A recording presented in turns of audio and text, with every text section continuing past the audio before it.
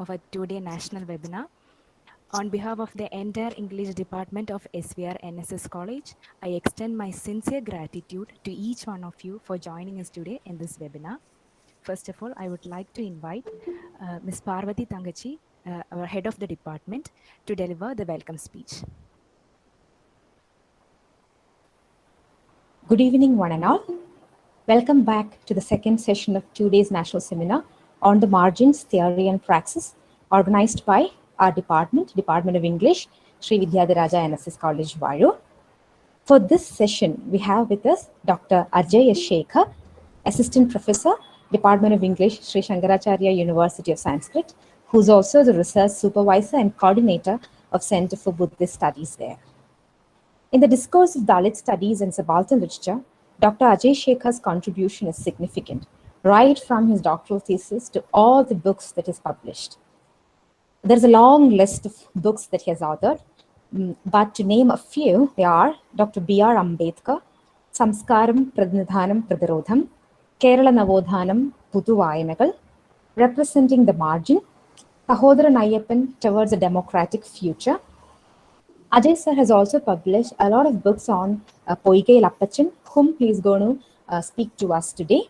He has also translated songs of Poykayil Appachan. We have shared that right now, I suppose, with you all. He's not only an academician, but also a good painter. So we are really happy to have you here, sir, and we are looking forward to listen to your class. So on behalf of Department of English, I welcome you to this session, sir. And I welcome all the participants who are here from all over India and my fellow teachers and all the teachers from other colleges and universities. Hope you all will have a fruitful session now. So thank you and welcome you all once again. Thank you, Parvati ma'am. Now, without wasting much time, I would like to invite Ajay Sekher. Looking forward to your enlightening class. Over to you, sir. Thank you so much for the generous introduction. Indeed, it's an honor to be with you this evening to talk about one of the preeminent voices of Kerala, that is Poykayil Appachan, or Poykayil Kumara Gurudevan, as he's called.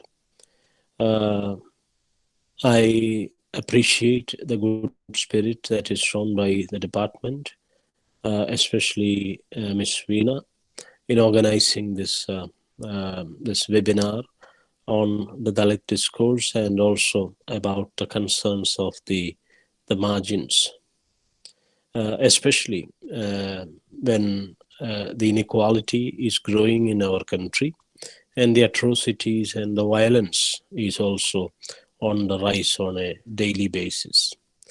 So let us come to the topic, that is Poykayil Appachan and his songs of Poykayil Appachan, or Poykayil Yohanan. He had several names, as we know.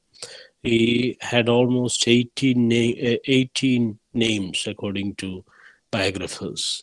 So he was called by different denominations by the people who loved him.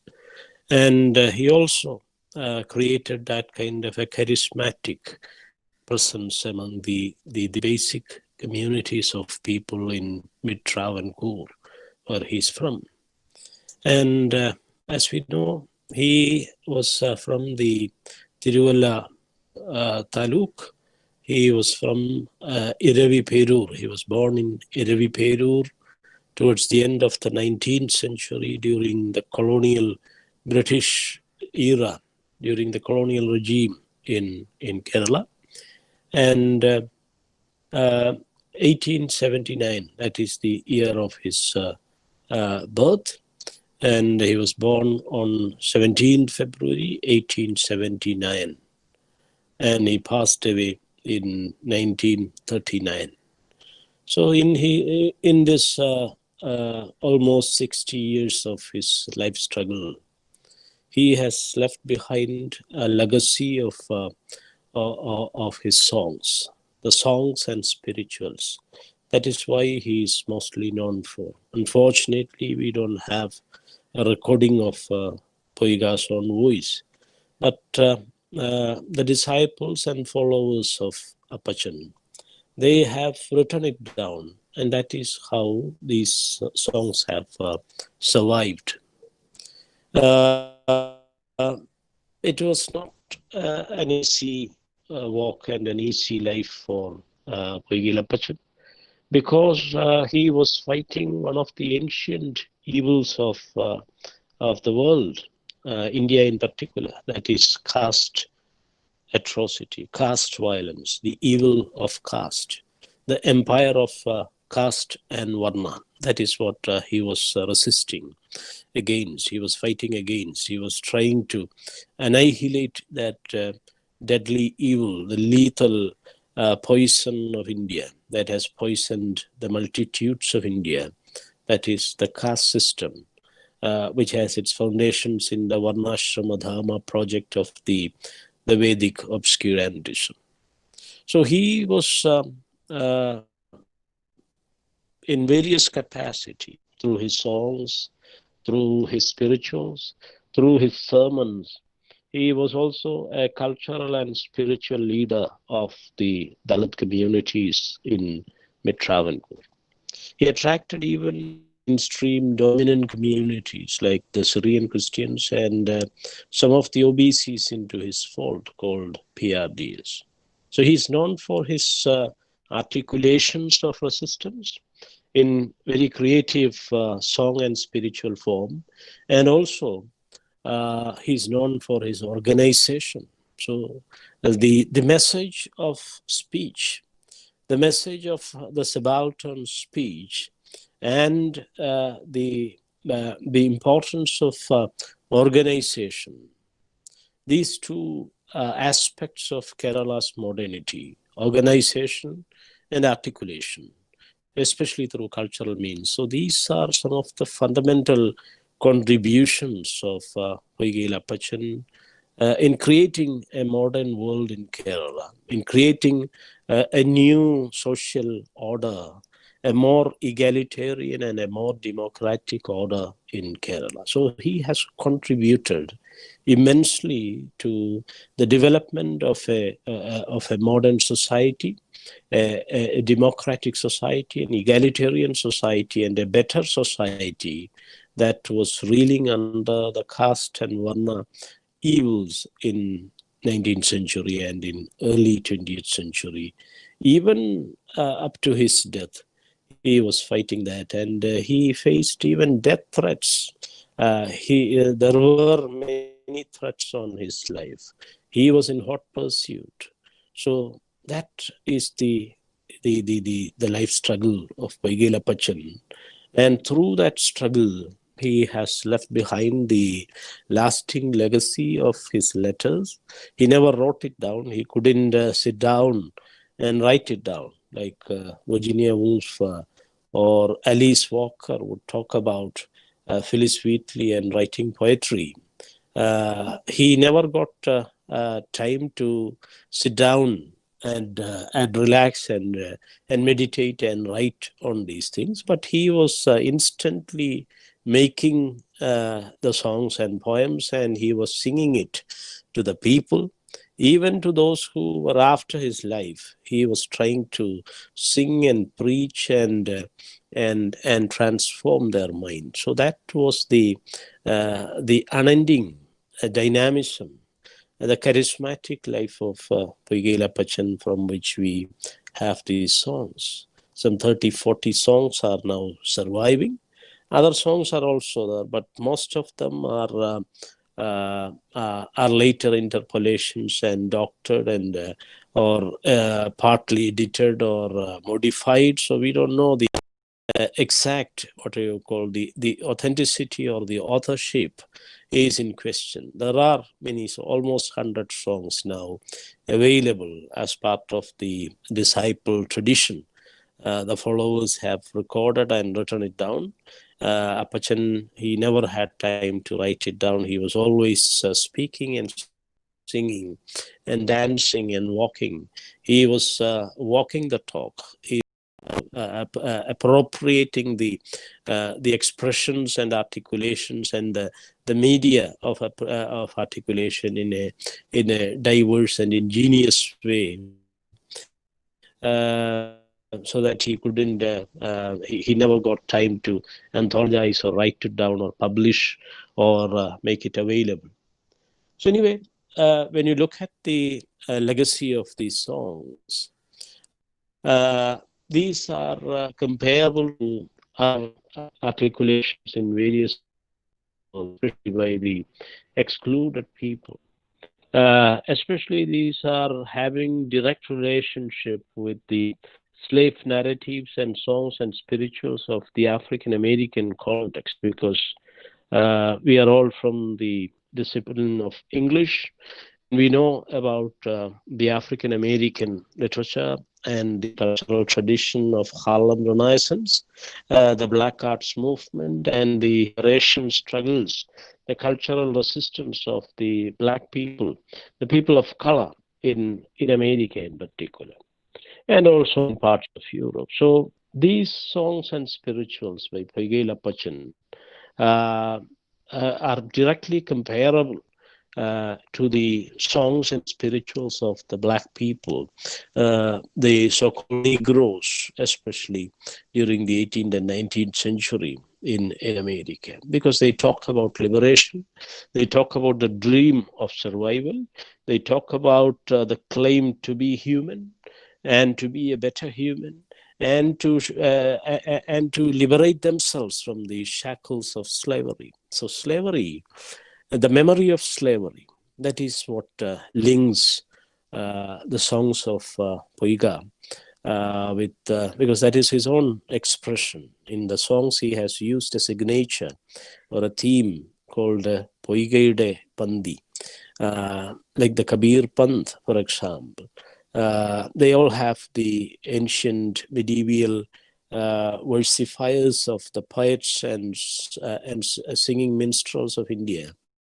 They had that kind of a signature. So Poiga has also made a signature in his songs. That is Poiga. That is the term, the signature term that he imprinted and embedded into his own text somehow.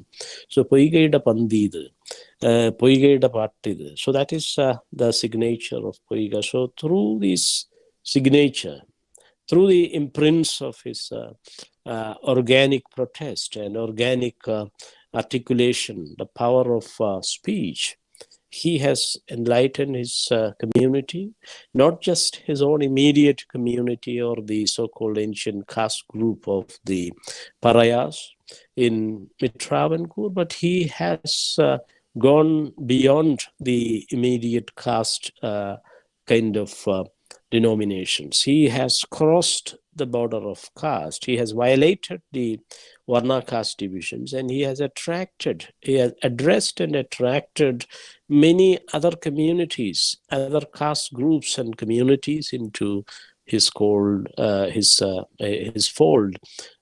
called the PRDS, or the Pratyaksha Raksha Deva Sabha. So that is the one aspect, one universal aspect. It is comparable to the other songs of liberation by the marginalized people all across the world, especially to the African American context of slave narratives and spirituals of the Black church, the Black music, to the blues and jazz music of America.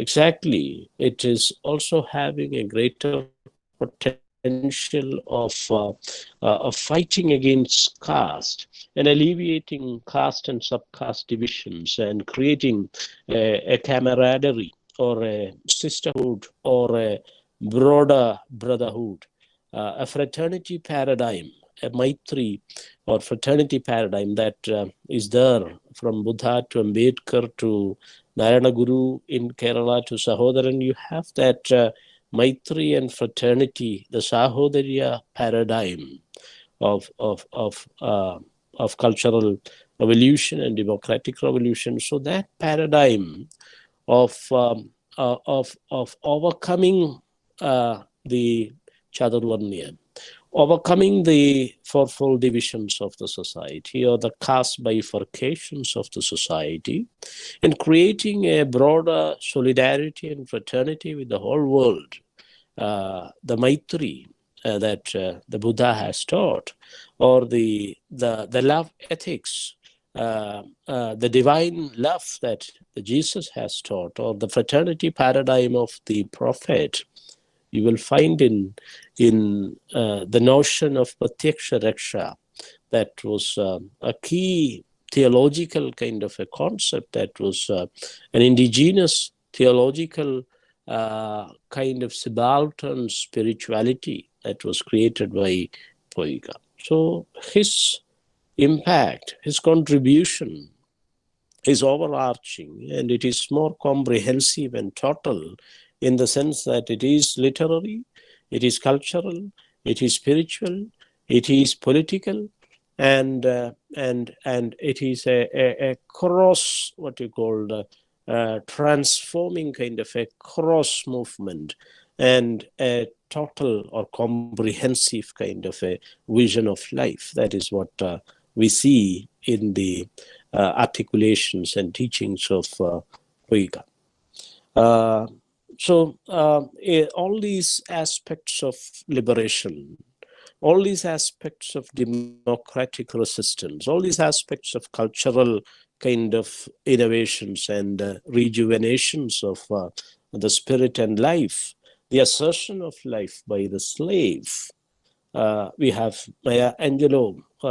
We have that African American woman poet who has sung about the caged bird. I know why the caged bird sings. It sings of freedom. So that liberation, the spirit of rejuvenation, the dream of the slave, that is what links Maya Angelou with Poykayil Appachan. That dream of liberation, that is what makes him comparable to the American dream of Martin Luther King Jr. It is that dream and the articulation of resistance, the memory of survival, surviving the onslaught of slavery, surviving the harsh times of slavery in Kerala. We study about, we read about the slave era of America. We study about the novels of Toni Morrison. We have those hoary episodes of brutality and violence and bloodshed and killing in The Beloved, for example, in the Song of Solomon, or in the other novels of the kind of extreme exclusion and dehumanization that was experienced by the slaves, the black people in particular in America, so that they were reduced to mere animals. And that is why they have consumed their own lot or their own offsprings, like what happened to Piccola in The Bluest Eye. So that kind of, or The Color Purple, by Alice Walker. So we have seen it all, we study it all, we discuss, and we write exams and we write thesis, and we will get research degrees. But we are unaware of the problems that was there in our own land. In Kerala, this kind of brutality was there till the last century, or till the mid 20th century. The caste slavery was here in Kerala. We forget that. So that is why when we forget our own history, we go back to some primitive kind of barbarism, the pre-modern era. That is what is happening in the present now. Some kind of regressions are happening in Kerala society. Some kind of going back to the Middle Ages. It is happening. The pre-modern barbaric age of caste and varna brutality. It is happening because we don't acknowledge it. We don't realize it. We don't study it. We don't relook into the past. We don't probe into it. We forget history. And that is why these kind of regressions and backlashes and counter-revolutions are happening in our country and in our own state. It has happened. What happened during the Vishwasi Lahala or the Tindari struggles, what happened in 2018 in Shabarimala. All these issues point towards the forgetfulness, the collective kind of forgetfulness that we are forced into, because our education, our pedagogy lacks in key inputs from the past. We forget, we carefully and in a casual way we forget about history. And the moment we forget history, these kind of counter revolutions and regressions and backlashes are on our doorstep. So this is Poykayil Appachan, and the songs of Poykayil Appachan is the ideal remedy for this collective forgetfulness, or a kind of cultural and political amnesia, the amnesia that has befallen on all of us in our society. In the education and media spheres, we don't discuss about our cultural past and the formation of the society, the social formations, and therefore we are thrown back into the pre-modern, primitive, barbaric days. So it is the task of the educators, it is the task of the academia and media in particular to continuously and critically look into the traditions and look into the social formations and the processes that we have undergone and witnessed as a society.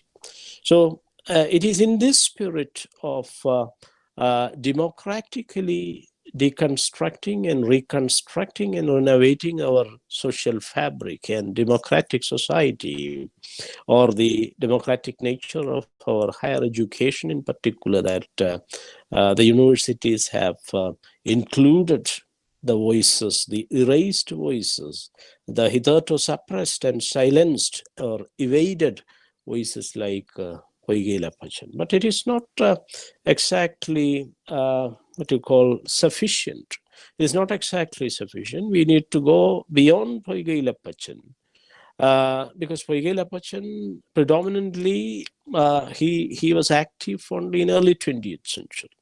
Even before that, at least from the Middle Ages onwards, at least from the destruction of the democratic Buddhist tradition of Kerala and South India, the Changam tradition that was active up to almost 7th or 8th century CE, the Sangham tradition, or in Tamil it is called the Changam tradition, that has created the Changam poetry and Changam classical literature of Tamil, which was translated by poets like A.K. Ramanujan into English.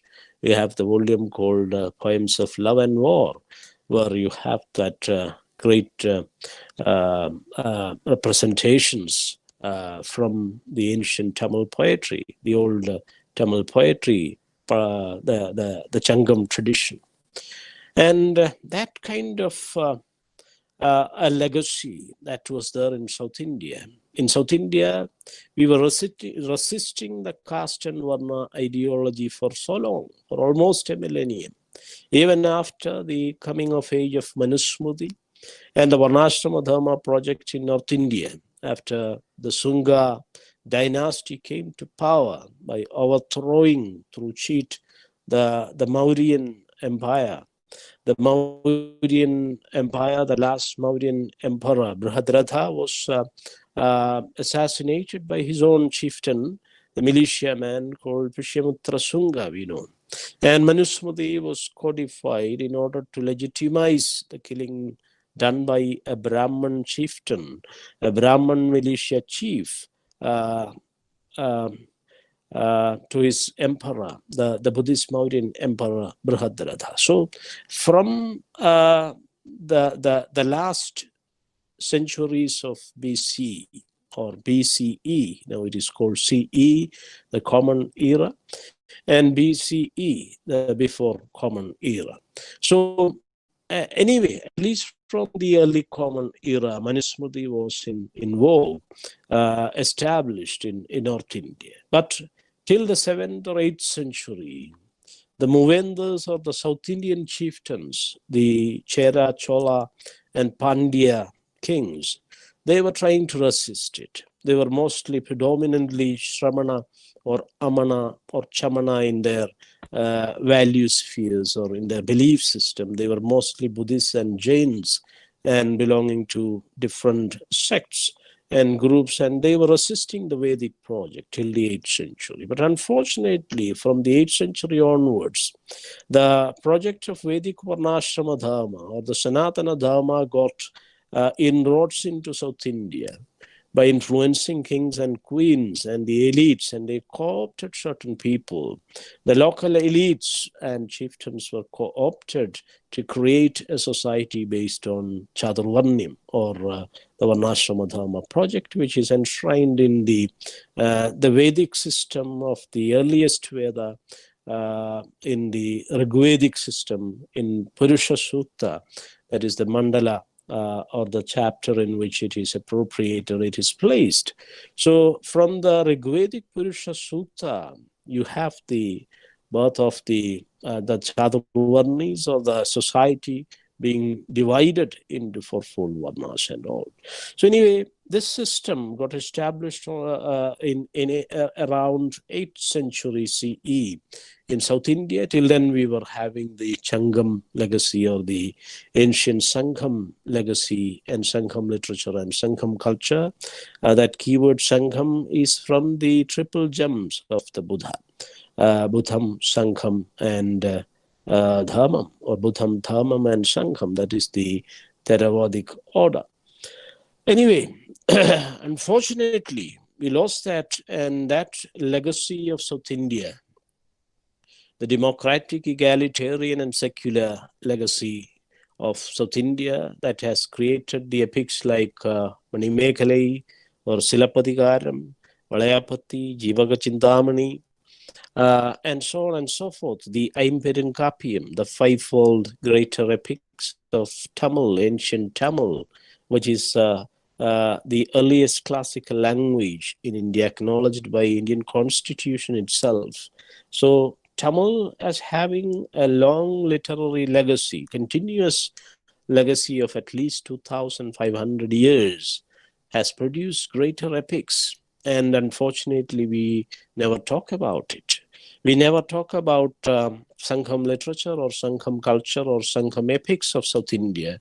Instead, we are always talking about the Sanskritic Hindu epics of the Ramayana and the Mahabharata, or the Bhagavata and all those Mahakavyas and Puranas.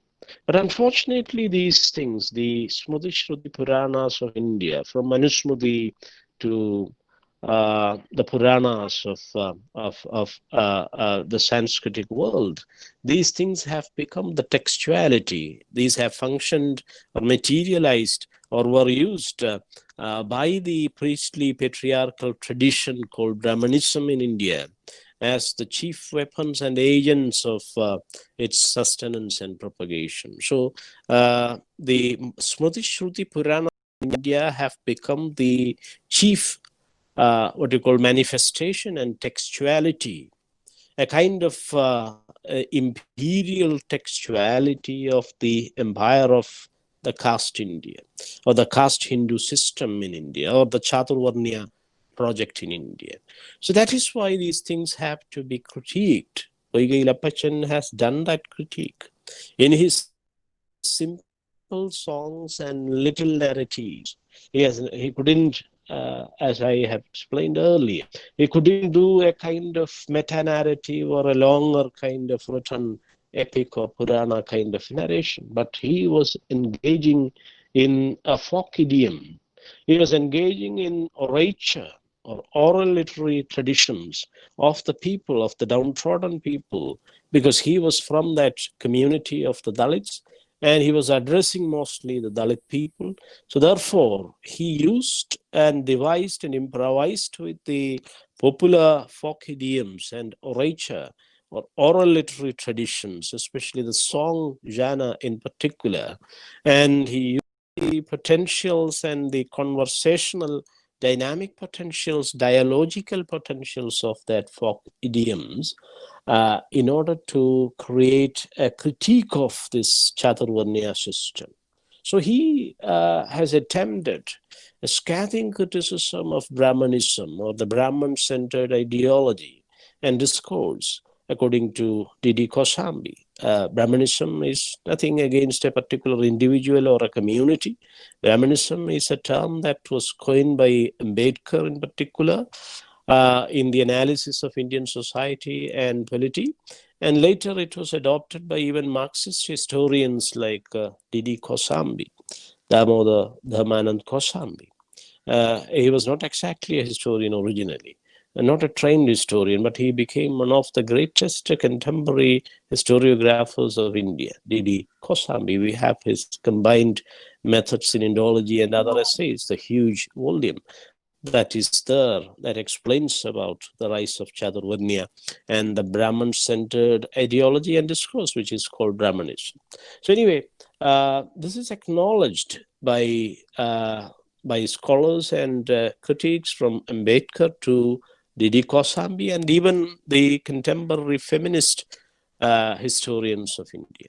The term Brahmanical patriarchy, which is basically derived from the writings of Baba Saheb Ambedkar, is used by Indian mainstream feminists like Uma Chakravarti, for example. Uma Chakravarti directly takes the term, the critical term, Brahmanical patriarchy from B.R. Ambedkar. In Professor Sharmila Varghese last work, who was a professor of sociology at Savitribai Women's University, Pune. Savitribai's birthday yesterday was the birthday of Savitribai, who is one of the earliest lady teachers of modern India. We had many teachers like Manimekhalai and Sankhavita and all those Ashokan missionaries were there, the nuns were there, who taught us, especially South India, was made literate by the Ashokan nuns like Sanghamita, the daughter of Ashoka. We had such great teachers and missionaries in the past. But after the Middle Ages, those traditions, as I told you, were lost or were destroyed and erased even from memory by the Brahmanical patriarchal rule. And in modern times, only after the colonial intervention, after the missionary Western intervention, after at the wake of modernity in Western India, we have that teacher. The lady teacher was also an illiterate person.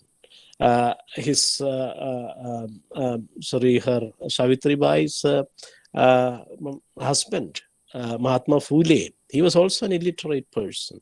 He was denied education. He was denied education in the traditional Gurukula Brahmanical school by saying that, by abusing him with a caste slur that he was a Shudra, like a Shambhuga.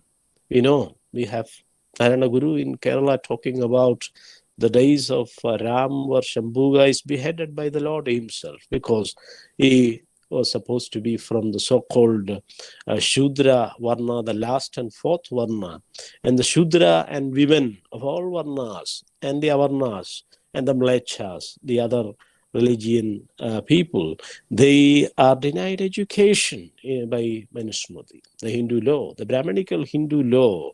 It prohibits the learning of letters by the Shudra and women in particular, women of all Varna. Even if she is born in a Brahmanical Varna or in a Vaishya Varna or in a Kshatriya Varna, she should not enjoy any human rights, the least to talk about education. So, fortunately, when Jyotiba Phule, Jyotirao Govindarao Phule, one of the most influential figures of Maharashtra during 19th century. He was such a wealthy and prosperous man. He was a contractor with the government. Even the British regime was having contracts with him. He was such a prosperous man, but he was denied education in the traditional Gurukula Brahmanical system of learning, the Vedic system, by saying that he was a Shudra. This has happened to Chattambi Swamigal in Kerala also. He was denied an equal opportunity education with the Unnis, the so-called elite Brahmanical kids in the Gurukula system, by abusing that his mother was a Shudra.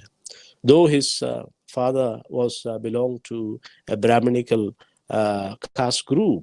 He was a Brahman. The father was a Brahman. But by abusing him, by accusing him that his mother belonged to a so-called Shudra section of the society in Chaturvarnya's terms, he was denied that equal opportunity. Anyway, because they were all brilliant children, they got education somehow, they learned, and through reading and writing, they have enriched their scholarship. And that's why we have Chattambi Swamigal here as one of the pioneers of Renaissance in Kerala, and Mahatma Phule and Savitribai. We remember Savitribai today because she learned the art of writing by breaking the taboo, the Manusmriti dictate, the madness of Manu. That is the term that is used by Professor Sharmila Rege. The madness of Manu, this racist Brahminical Hindu law is condemned as the madness of Manu by Sharmila Rege, one of the leading feminists of contemporary India. So whether it is Uma Chakravarti or Sharmila Rege or Dalit Bahujan feminists like Anupama Rao, for example, Anupama Rao or Rajeshwari Sundar Rajan or V. Geeta or Kalpana Kanabiran and others. So they all, Abhinay Ramesh and others, or Suraj Yengde, the recent scholar, young scholar who is working in the West. So they all take the concept of Brahminical patriarchy and extends it to the study of Indian society and polity and culture in particular. And they have taken it all from the original writings of B.R. Ambedkar, especially from his caste in India, annihilation of caste, who were the untouchables, and who were the Shudras, and how they became the fourth Varna in the Indo-Aryan society. So this kind of a critique of caste and Varna from below was raised by Poykayil Appachan in Kerala towards the end of the 19th century. And he operated very much with the spirit of Renaissance in Kerala. That is why we sing his songs. We have those lines, കാണുന്നീരോ ഒരക്ഷരവും എൻ്റെ വംശത്തെപ്പറ്റി, കാണുന്നുണ്ട് അനേക വംശത്തിൻ ചരിത്രങ്ങൾ, എൻ്റെ വംശത്തിൻ ചരിതം എഴുതി വെച്ചിടുവാൻ അന്ന് ഈ ഭൂമിയിൽ ആരും ഇല്ലാതെ പോയല്ലോ. That kind of lamentation, that kind of cultural wailing, that kind of depth, that kind of assertion of writing and a sense of history, that kind of recapturing of memory, that kind of the politics of memory, the powerful politics of memory and history and writing. That is what you find in the poetry or in the songs of Appachan. So this kind of a kind of reassertion of literature, a reassertion and recapturing and recovery of the lost traditions of the people. That is the significance of Poykayil Appachan. That is what what makes him a true Renaissance leader and a true modern leader of the people, one who can articulate the ambitions of the people, the dreams of the people for an egalitarian and equitable society, the dreams of the people for an equal opportunity and a better life and a life of dignity, a life worth living. So that is the assertion of Appachan. That is the organic spirit, the organic power of his poetry, that it is a life asserting. It is a poetry of life. It is a poetry of equality. It is the songs of rejuvenation of life and reassertion of the creative power of the subaltern. That is what the constructive and even the so-called spiritual, if you use that term, it is slightly problematic term, but still we need to use it. It is a comprehensive vision of life. That is what you find in the poetry of Poykayil Appachan. So it is a poetry of resistance and liberation. It's a poetry of memory and history. It's a poetry that reasserts writing, though he couldn't write it on his own because of all these struggles, because there were plenty of attempts on his life, as I told you in the beginning. He was running away. He was adopting a kind of camouflage. He was into a guerrilla kind of struggle. He was always walking and running and performing and singing and dancing while running away from the assassins sent by the caste feudal lords of South Central Kerala. Unfortunately, the caste system, it has infiltrated even into the minor religions, into the minority religions and the sects. It has polluted even Christianity in Kerala. As pointed out by Arundhati Roy herself, though Christianity has no caste, Christians in Kerala, some of them have caste, especially the Syrian Christian formations. They have shown that casteist mentality to the Dalits and the outcasts or the Avarnas in particular. So that kind of a tragedy of India, the caste imperialism, and its omnipresence and omnipotence. That was the context in which Appachan was struggling against all odds. So he was a kind of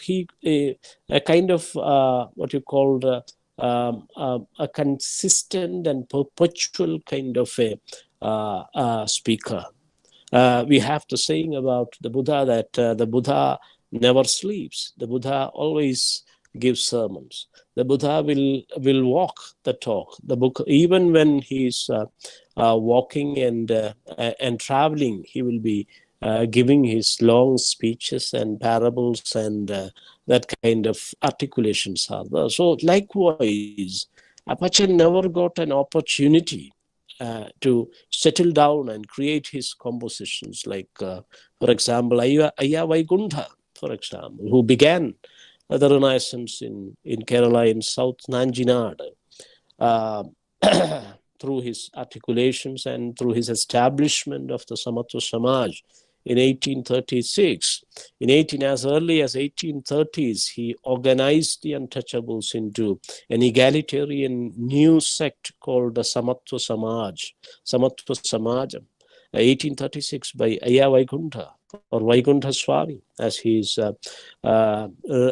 reverently respected and addressed by the people. Vaikuntha Swami or Ayya Vaikuntha, he created that Samatva Samaj sect, and he composed his songs like the Amana Pattagal and the ancient Chitta tradition of Tamil, which is a tradition that is derived from the Vajrayana or the Tantric Buddhist and Shaivite Tantra kind of groups and tradition.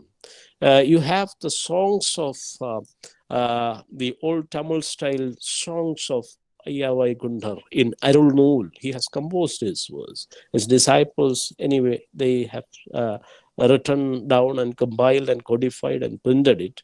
So you have Arul Nool, Uchi Patipu, Akhilat Tiruttu Ammanai Pattagal, and all those Chittar kind of Chitta songs from Ayya Vaikuntha. We have the compositions of Chattambi Swamigal, or Narayana Guru himself. He got time enough to sit down and meditate and write down and rewrite and compose and print and all those things during his lifetime itself. But unfortunately, Appachan was struggling against all odds in different fronts, in multiple fronts. Wars were waging against him, and the killing rage was against him. So he never got that opportunity, but he addressed the people. He went to the peripheries and the outcast mohallas, and he addressed the people. He organized them. He conducted several meetings on a daily basis. All these songs that you will find now Sahitya Academy have published as PRDS songs. 2011 Sahitya Academy has published almost a century. There was a silence on Appachan.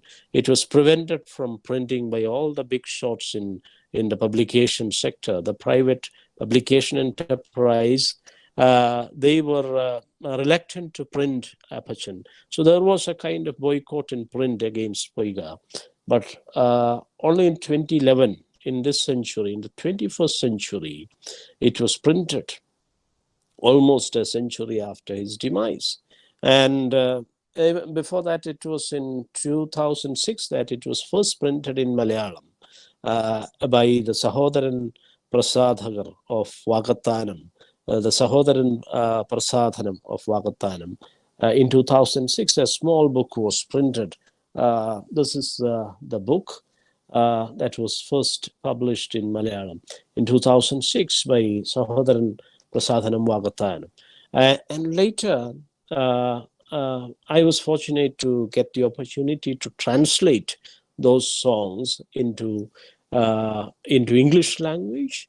And that was the first almost comprehensive volume comprising of almost 40 songs, 37 of songs that were collected and edited by V.V. Swami and E.V. Anil, the cultural activists from PRDS movement itself. They have V.V. Swami and E.V. Anil. They have compiled and edited and done the kind of verification and cross-checking. So plenty of songs are there. Almost 100 songs are available with the disciple kind of legacy, but only 37 were chosen for translation. That too, those works that were, some of the songs are extremely difficult for English rendering because he uses the folk idiom.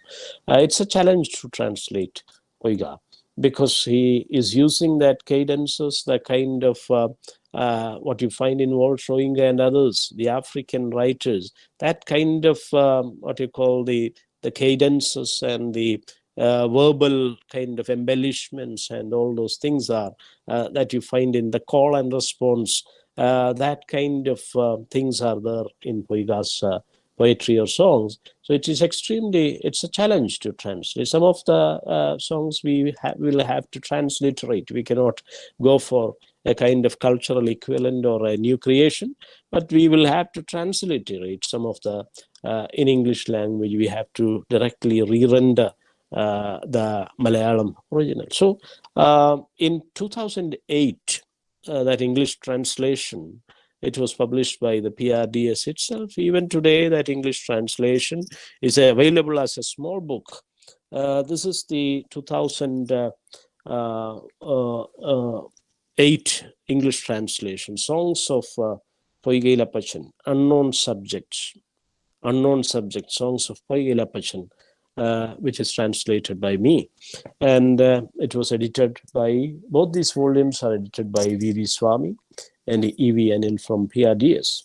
That movement, the cultural wing of that PRDS, Pratyaksha Raksha Deva Sabha, which was instituted, founded by Poykayil Appachan in 1910. That too in a colonial court. He was arrested for doing a peace rally in Tiruvalla region. He organized a peace rally against war. He was against war and bloodshed. And he organized his people, the Dalits, and they conducted a peace rally against the formation of the First World War.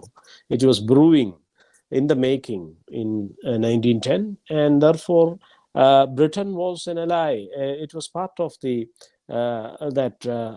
warring formation, and therefore it was considered against Britain. And they have the British police, they have arrested him, and he was produced before the judicial magistrate of Changanasheri. And then when the magistrate asked him, who are you and what is your denomination? What do you belong to? Which sect do you belong to? He said, I am Poykayil Yohanan, and I am the founder and the Lord and the leader. I am the leader and the Lord of PRDS. That is how Pratyaksha Raksha Daiva Sabha, was born in a colonial context, amidst colonial morality, in a colonial British court. We have the statement of Narayana Guru, 1914 statement, that it is the British who gave me sannyasam. Because if it was in the time of Ram, I would have met with the fate of Shambhuga, who was brutally beheaded by the Lord himself, because the Shudradis were not allowed for sannyasam or even learning the art of letters in the Ram Raj, because it is the Manusmriti is the constitution of the Ram Raj, towards which we are inch by inch, day by day, we are approaching into that kind of a condition. We have all those caste killings. We have the brutal murder of Anish in Tengurushi in Palakkad. We have witnessed all those things, the brutality done to Kevin Joseph. Even conversion, even after conversion, Kevin Joseph, that young man, he was brutally murdered by the caste Christian mentality, the Syrian Christian formation in Kerala. This is what Appachan was warning us.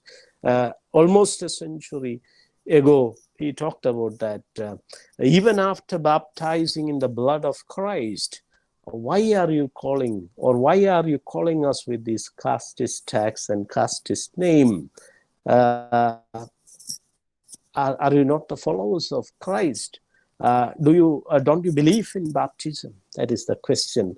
The imposing, the resonant question, the lasting question raised by Poykayil in early 20th century, almost a century ago. But still, the situation is severe. So anyway, when he was probed by the magistrate, the British magistrate, he answered it like this, as Narayana Guru in 1914 articulated about the British giving him sannyasam and totally, absolutely rejecting the Ram Raj of Manusmriti.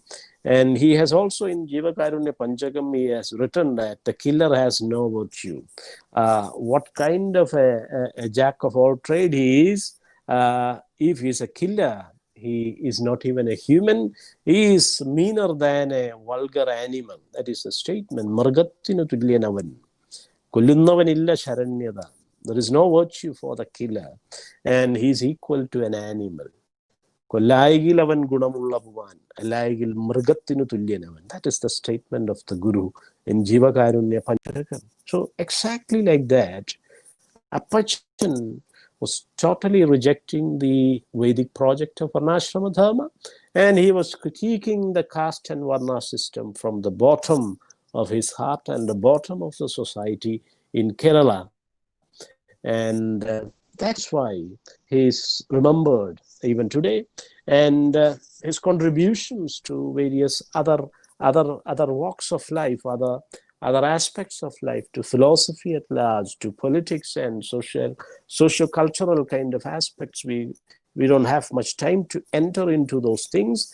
Anyway, with a kind of brief exposition of his songs and spirituals and its powerful quality of literature, as well as a modern kind of idiom. That is, he has improvised with that folk tradition of songs and spirituals, and he has come up with a kind of dynamic, modern, simple idiom, which is clear and lucid to the common speaker and the common listener of his time. And even today, if you look at the Malayalam idiom, it is a very clear and a very vibrant kind of communicable kind of a speech that he has rendered, and it's having all those ironies and the puns and the innuendos and all those allegories and all those black humor. Everything is there.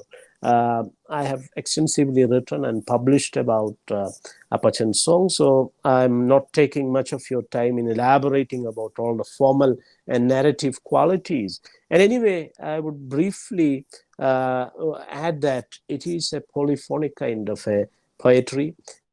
It's a kind of dialogic kind of a song tradition that he has recreated from the ancient sources and the medieval sources, especially like that of the Tekkan particle, the southern songs, the ballad tradition, southern ballad tradition of Kerala, especially the Chenganuradi tradition. Chenganuradi, the ballad of Adi of Chenganur. Appachan himself, he was rendering those Chenganuradi songs to his people.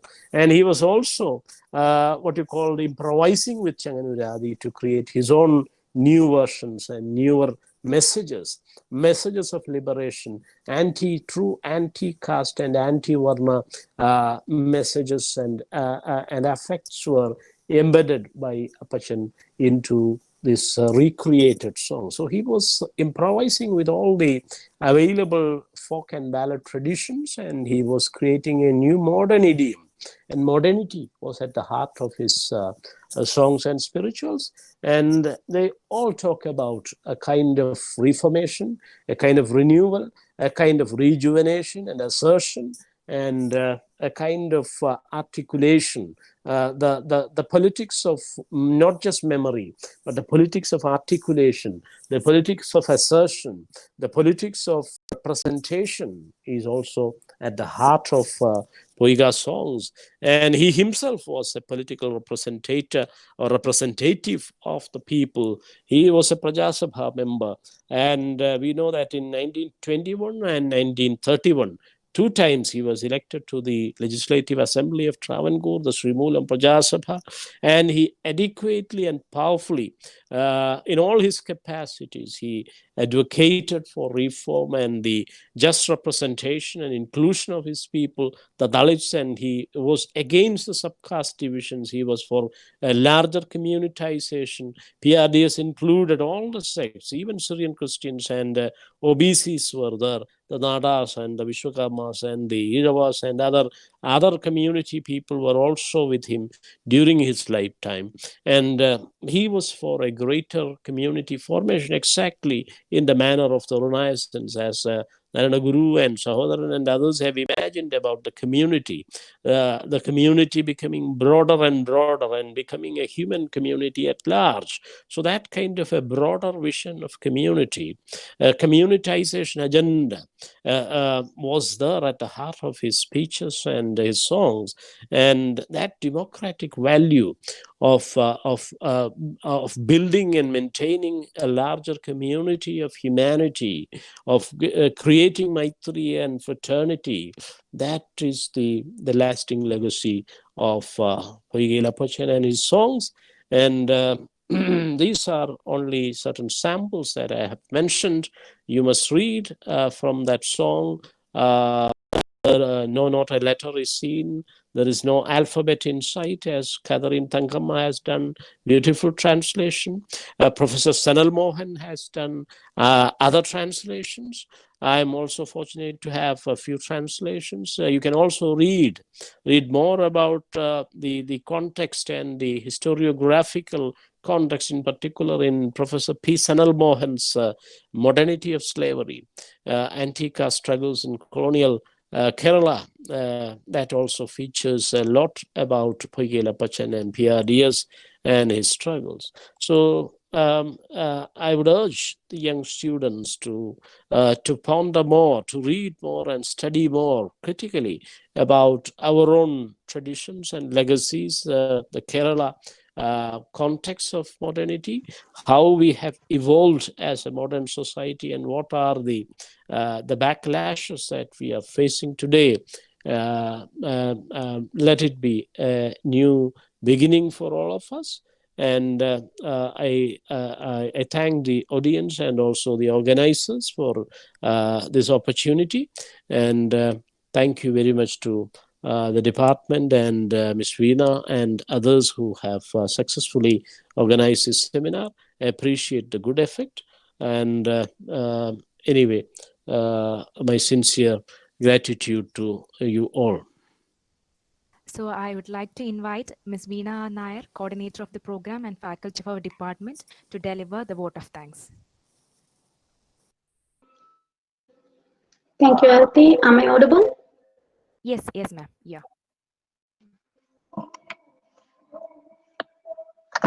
Good evening, everyone.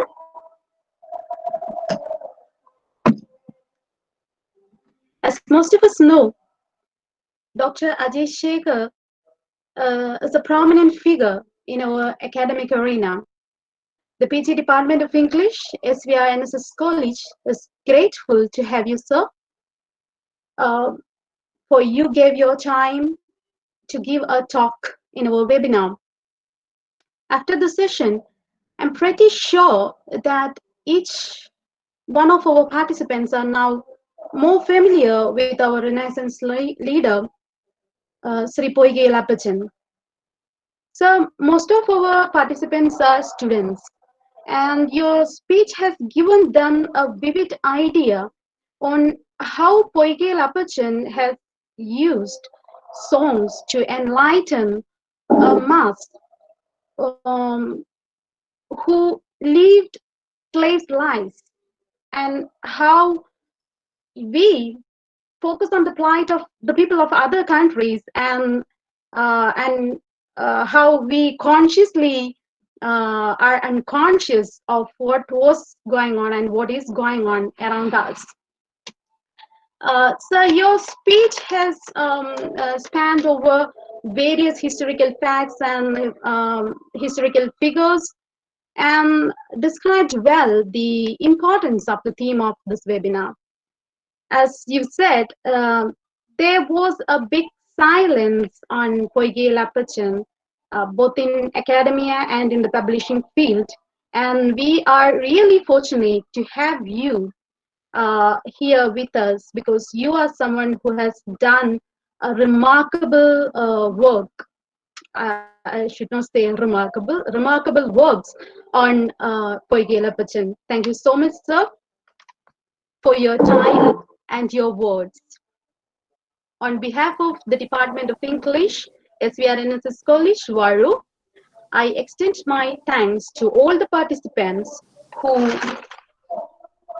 were here with us all through the seminar. Thank you.